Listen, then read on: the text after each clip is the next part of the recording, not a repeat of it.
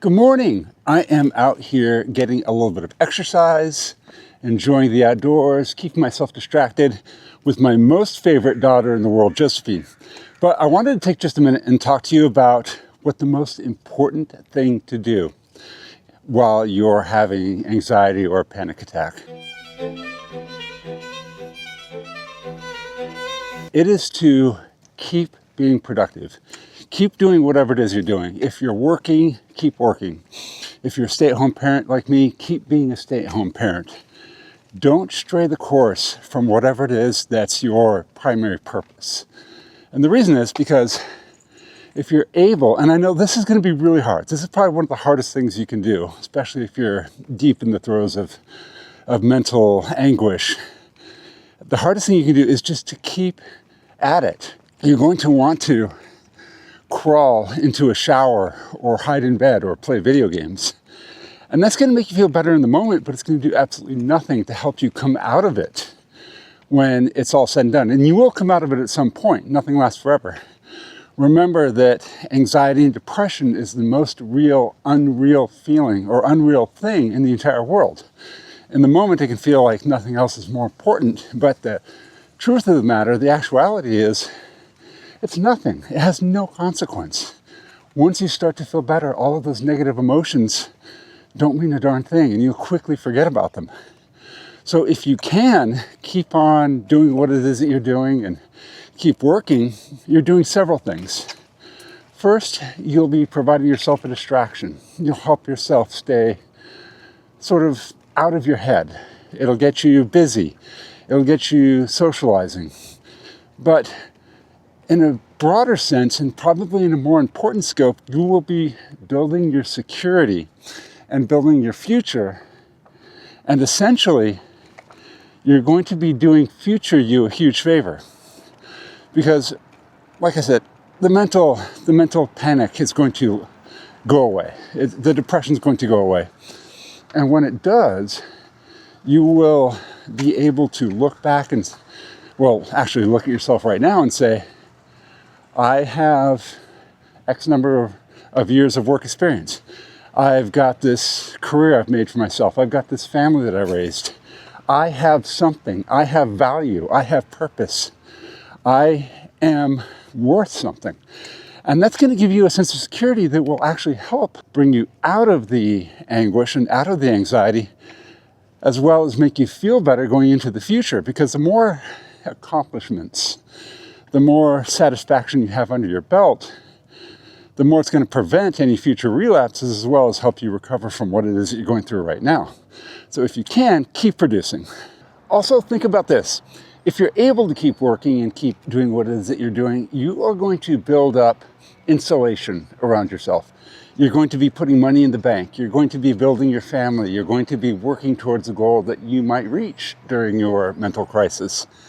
And if that's the case, you will always be able to sit down and say, man, I am feeling terrible. My anxiety is out of control. My depression is out of control. I'm feeling just absolutely miserable. But at least I have money in the bank. I'm not going to lose my house. At least I have a loving family. My kids are doing great. My spouse is there to support me. At least I've earned that degree that I've been chasing for years and years. At least I have that. And the more that you can kind of sort of create your own world and structure it the way you want, the more that's actually going to help reduce and mitigate the effects of an anxiety attack, a panic attack, or the throes of depression. Conversely, if you're not able to do that, you're going to find yourself with an empty life. And that's going to compound and add to those negative feelings that you're having. You're going to wake up one day and say, okay, I'm feeling better. But man, I've got nothing going for me. I've got nothing going on. This is miserable. And that's not the position you want to be in. But let's say, okay, let's explore that. What if you're not able to keep producing? What if you can't work, or you can't keep your family together, or you just have to stop your life? That's okay. We're not in control of our minds. A sad, depressed, anxious mind is like a runaway horse. It's really, really difficult to tame. And for a period of my life, for 6 months, when I was in my mid-40s, I moved back into my parents' house.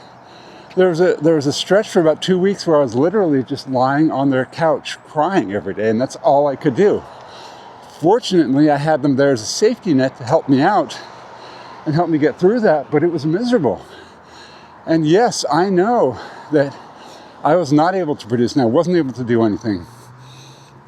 But what I was able to do is continuously work at getting better.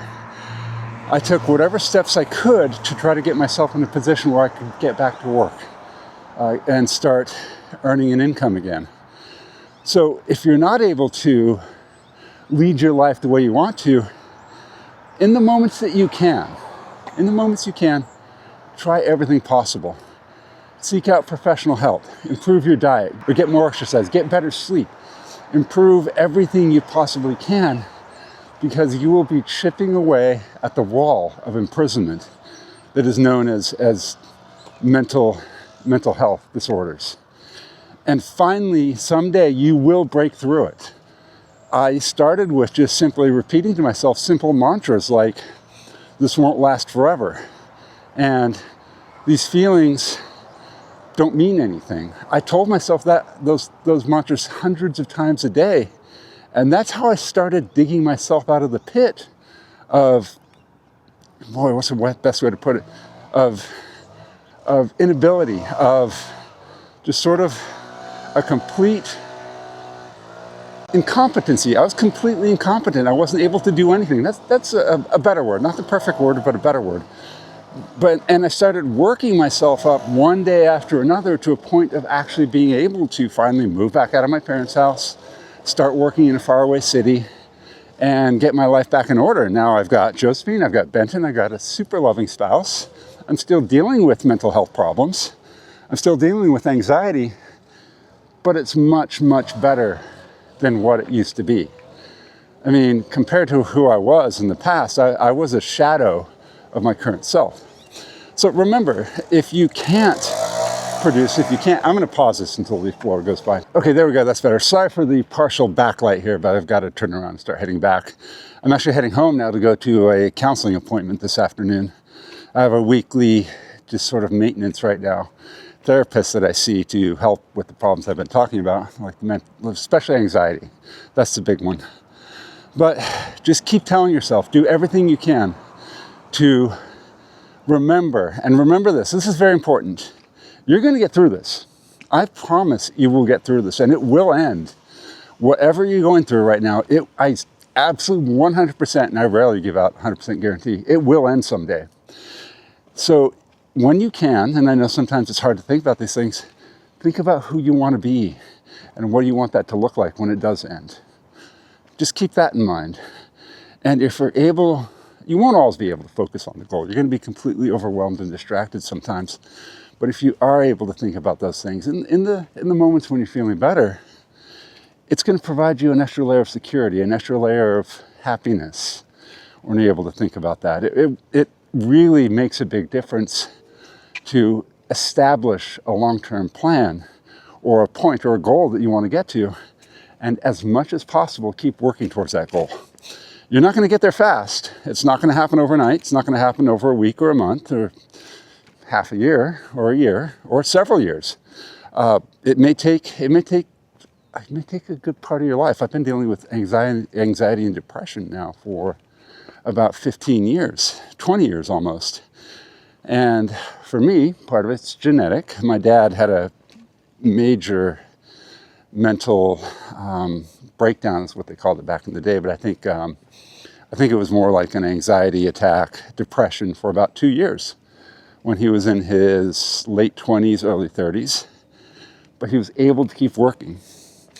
And because of that, when he finally did get past it, he was in a good spot. He was able to start a family. He was able to recover, I think, more quickly than if he had just completely given up. And it set him up for a better second half of his life than otherwise. So that's the most important thing. It really is. No matter what you do, no matter how you feel, keep trying to do. keep trying to do as much as you can. That's the number one most important thing you could possibly do if you're battling long-term depression or anxiety.